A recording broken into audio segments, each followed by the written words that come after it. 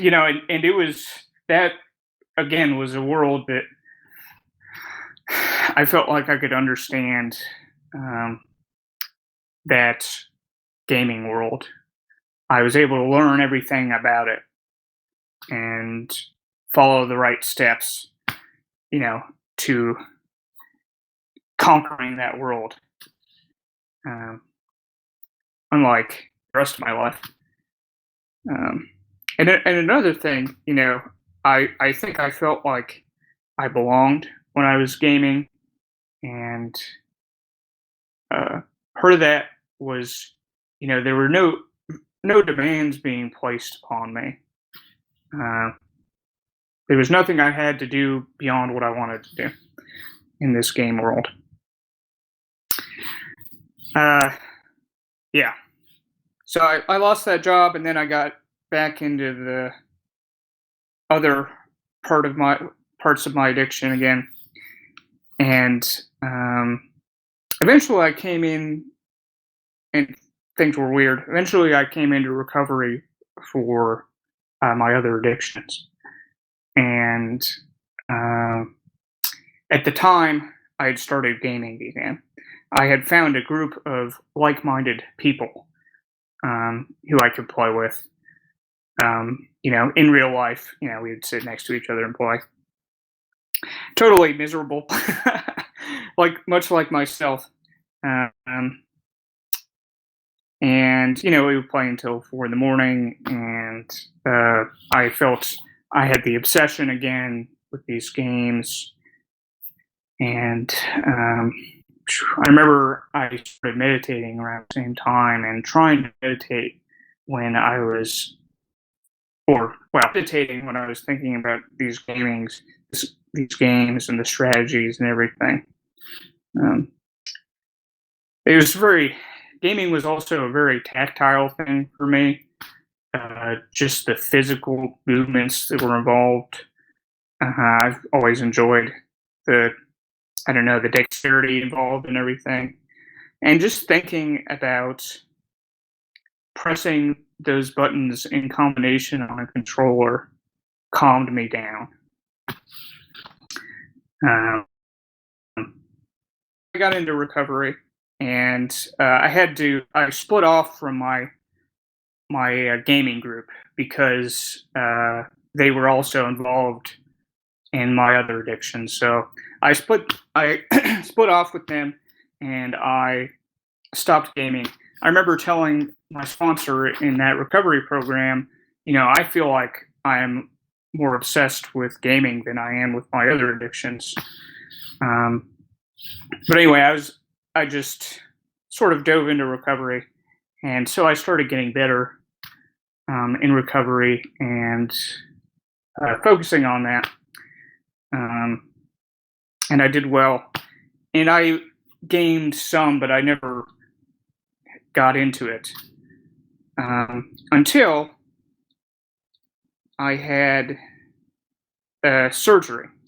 So I had my tonsils removed. It's not a huge surgery, but for an adult, it was a 2-week at least recovery period. And I had another operation as well performed, and I was advised to use painkillers and all of that. So I had what I perceived as a break from my life, like a vacation from my life, where I didn't have any responsibilities, and my only obligation was to recover from the surgery. So I went out and I got a game, and man, I just lost it in that game. I was recovering for surgery, and that's what I would do. I would watch TV some too, because I couldn't game all the time being in the state I was. But that's when the obsession came back, and it was a nasty one. And just thinking about it, I remember telling my therapist at the time, I want to quit for 1 week. I want to take a week-long break and focus on schoolwork, because I was in school. This was after my surgery, but I was still gaming. and I said I'm going to stop for 1 week, and I made it 3 days, and I couldn't concentrate on anything. All I wanted to do was game. I couldn't do my homework because I couldn't focus. I just felt miserable. And then when I sat down to play on that fourth day, I felt relaxed. I felt calm, and I was able to do my homework afterwards because it like calmed me down. And when that happened, I was like, man, this is a problem. I moved, and I got separated from my gaming. I didn't have my console or whatever. And then I did well for a while again. And then I started gaming again. And man, it just went to a new level of unmanageability.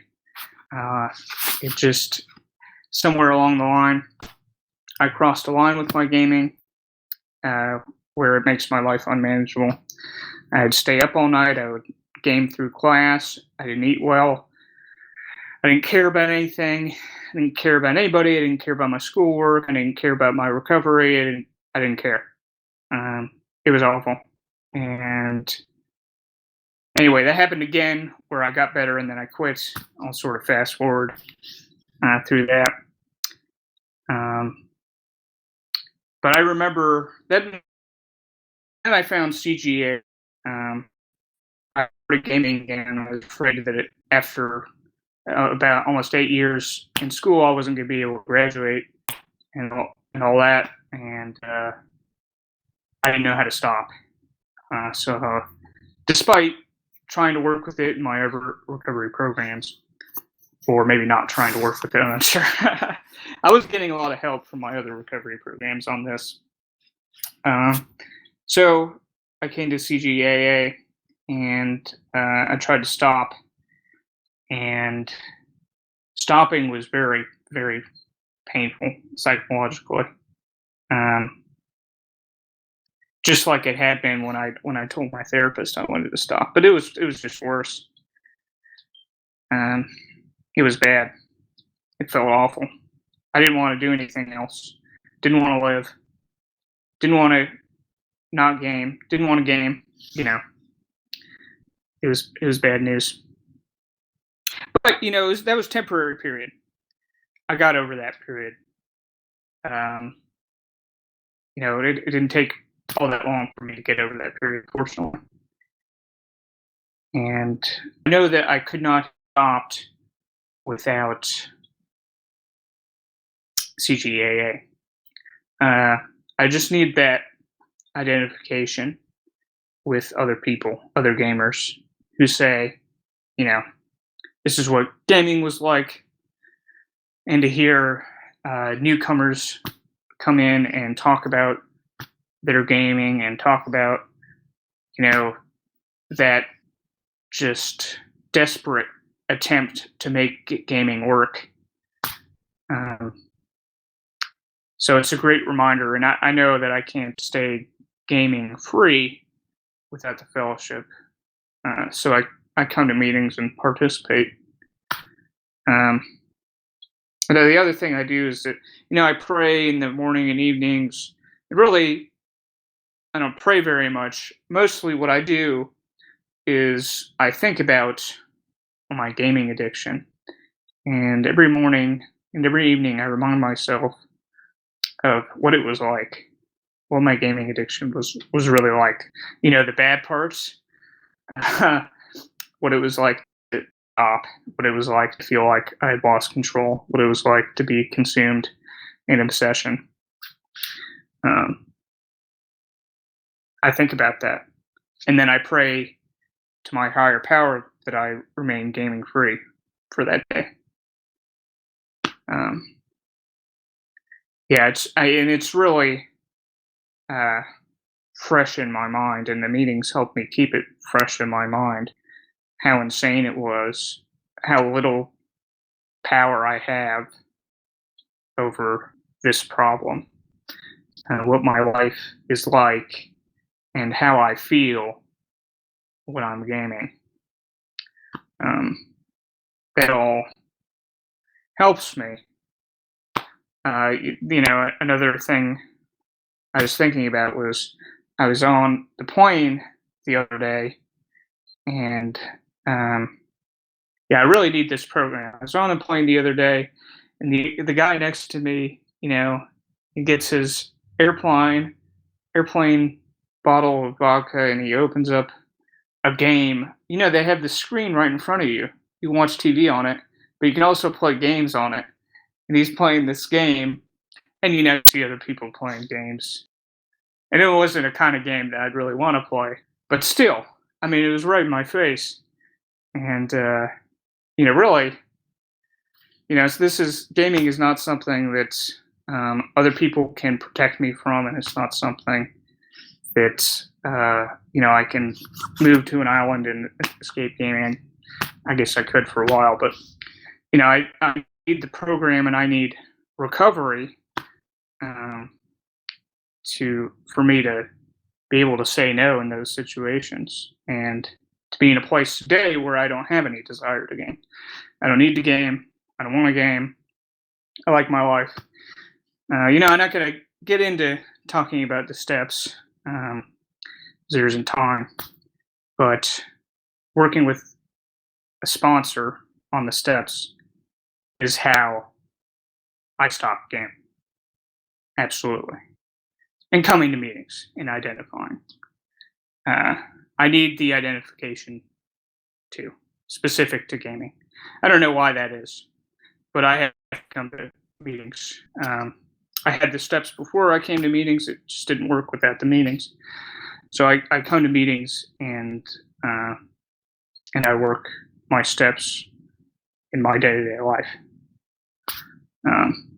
And now I've gone from being miserable without gaming and being obsessed with gaming to I enjoy my life today on a day-to-day basis. Content today on a day-to-day basis. Not always, but pretty good. And yeah, I'm very grateful to have that. And that comes from meetings and the steps. So thank you all for being here. Those of you that were there when I came, which is maybe not all of you, maybe all of you, I'm not quite sure. And thank you for having me here to speak as well. It's a wonderful opportunity.